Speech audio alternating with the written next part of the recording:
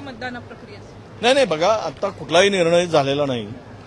इच्छुक खूप असतात. इच्छुक म्हणजे काय, उमेदवार नाही. इच्छुकांना उमेदवार कसं म्हणता येईल? प्रत्येकाला वाटतं की आपण त्या ठिकाणी गेलं पाहिजेत किंवा ते आम्हाला जागा मिळाली पाहिजे.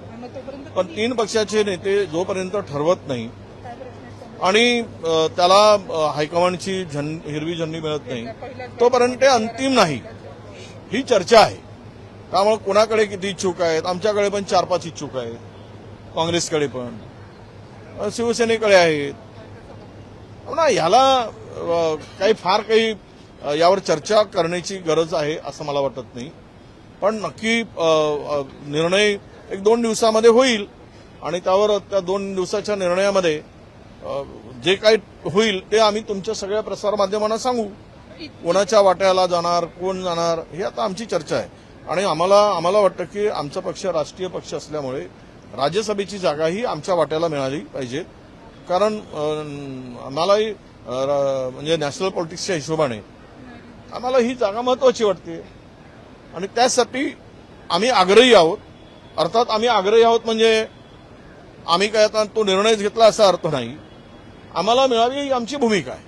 त्यामध्ये जर 3ही पक्षाचे नेते बसून ठरवतील, जे काही एकमत होईल, ज्या नावावर शिक्कामोर्तब होईल, म्हणजे ज्या पक्षाच्याकडे जाईल त्या पक्षांनी त्यांच्या मनाप्रमाणे तो उमेदवार द्यायचा आहे आणि ते देतील.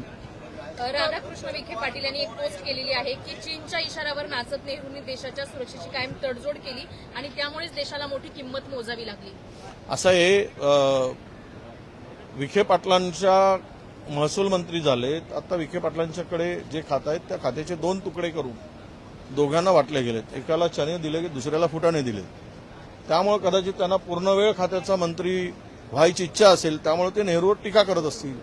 नेहरूवर टीका केली की भाजपमध्ये काही मोठं घबाड मिळेल या आशेने त्यांनी नेहरूवर टीका केली असेल. त्यांनी त्यांच्या आजोबांना विचारलं पाहिजे नेहरूंची भूमिका काय होती. नेहरूवर बोलायला विखे काय, आम्ही काय, आमची अवकात पण नाही त्यांच्यावर बोलायला, त्यांच्यावर चर्चा करायला. तेवढी उंची पण नाही. आज जी देशामध्ये ज्या सीमा ज्या असुरक्षित आहेत, एकही नेबर कंट्री आमच्याबरोबर नाही. बाजूची शेजारील देश आमच्याबरोबर नाही. चीनने किती ताबा घेतलाय हे आम्ही सगळे सोशल मीडियातून वाचतो. वस्तुस्थिती काय आहे सगळ्यांना माहीत आहे. चीन कुठपर्यंत आलंय. तुम्ही म्हणजे नरवणेंच्या पुस्तकातून जे आता प्रसिद्ध झालं आणि त्याच्यावर बॅन आहे त्यावरची भूमिका जरा वाचली असती तर तुम्हाला सत्य समोर आलं असतं. पण मी फार काही महत्व विखे पाटलांच्या नेहरूवरच्या टीकेला देत नाही. ज्याने नेहरूच्या भरोश्यावर 3 पिढ्यांचा उद्धार झाला, त्यांनी नेहरूवर बोलणं म्हणजे आकाशाकडे पाहून थुंकणं आहे असं मी मानतो. संभाजीनगरमध्ये एक घटना समोर आली आहे. प्रशासकीय स्तरावर झाल्या तांत्रिक चुकीमुळे आपण जर पाहिलं तर मग 2022 मध्ये शेतकऱ्यांच्या खात्यावर दुप्पट अनुदान दिलं गेलं आणि त्यासाठी तर शेतकऱ्यांना पुन्हा नोटीस पाठवण्यात आली आहे परत देण्यासाठी. बघा, आपण म्हणतो की आम्ही सगळे ऑनलाईन केलंय. मग ऑनलाईन कुठे आहे तुमची? ऑनलाईनमध्ये अशा चुका का होतात? कदाचित हे उघडकीस आलं नसेल म्हणून, नाहीतर काय अधिकाऱ्यांची हातमिळवणी असेल. शेतकऱ्यांच्या खात्यामध्ये डबल पैसे काढायचे आणि एक हिस्सा आपला वाटून घ्यायचा, मिळवून घ्यायचा, हे त्यामागचं प्लॅनिंग असू शकतं. पण शेतकरी संकटात असताना अजून खूप पैसे द्यायचे आहेत. जर दिले असतील तर पुढचे पैसे द्यायचे ते कापून घ्या. पुढे द्यावंच लागणार आहे कारण मागच्या वर्षीचे पैसे त्यांना अद्याप मिळाले नाहीत. अजून केंद्राकडूनही पैसे आले नाहीत. जे सरकारने कमिटमेंट केली होती ते अजून अद्याप त्यांच्या खात्यामध्ये पैसे गेले वरती झाले नाहीत. आणि शेतकऱ्यांना दिलेले पैसे काढून घ्यायसाठी तुम्ही जर चुका कराल आणि शेतकऱ्यांनी ते पैसे त्याच्या हंगामामध्ये लावले असतील, अजून कर्जमाफीचा पत्ता नाही आहे. राज्यपालांच्या भाषणामध्ये कर्जमाफी हा शब्दाला पण कुठे काही स्पर्श दिसला नाही आणि ते सांगतायत की जूनमध्ये वगैरे वगैरे देऊ. आता आम्हाला माहिती आहे परिस्थिती एकूण काय आहे.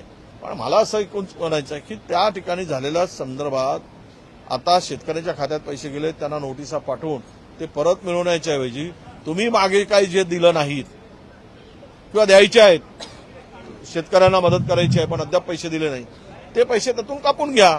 पण शेतकऱ्यांना परत पैसे मागण्याचं हे कराल तर शेतकऱ्यांनी जो पैसे परत मागायला जाईल त्याला ठोकून काढलं पाहिजे.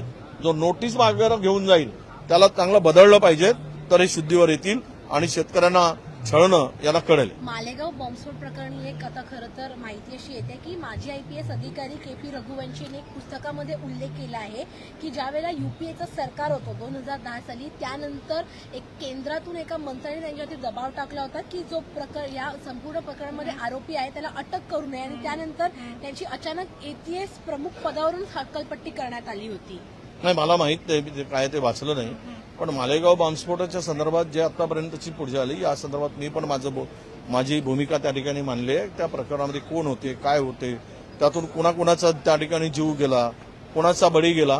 पण आता मला पुन्हा त्या विषयावर नाही, पण काही गोष्टी त्यामध्ये ज्या घडल्या आहेत त्यामध्ये मालेगाव बॉम्बस्फोटाच्या मध्ये कोणी घडवला, काय घडवला आणि त्यांची भूमिका काय होती हे आता भारत देशातील किंवा भारतातील नव्हे सगळ्याच लोकांना हे कळून चुकलेलं आहे.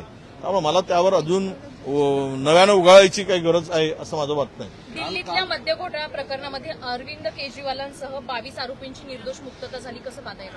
नाही, जो सत्य है वो सत्य है. म्हणजे मला वाटतं की केंद्र सरकारला आणि तपास एजन्सीला मारलेली ही चपराक नाही, ही लात आहे असं मी म्हणतो. आणि ती लात म्हणजे माणसाने मारलेली नाही, तर गदा मारतो ना मागून लात आणि जी जोरात बसते तशी लात या एजन्सीला मारलेली आहे. थोडी तरी जनाची नाही मनाची लाज बाळगा.